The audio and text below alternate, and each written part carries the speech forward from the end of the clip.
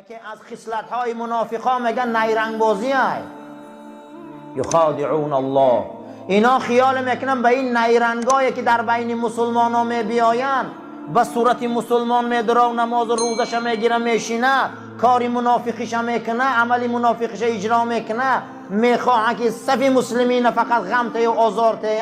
این خیال میکنه که خدا را به این کارش گال میزنه.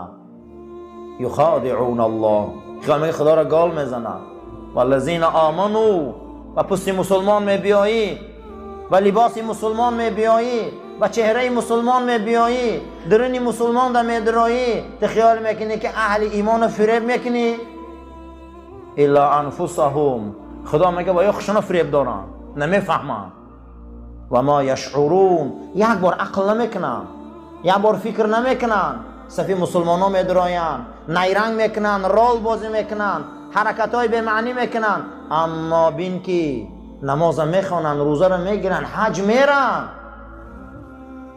عبدالله ابن ابی سرداری منافقای مدینه بود. وقتی که پیغمبر وقتی مرگش ده خواهش کرد که پیغمبر گوی همو جلکش من در روی کنه. عایشه مادر مونه که تهمت زد، انمی آدم بود. عایشه مادر مونه به زنا که تهمت زد، انمی آدم بود.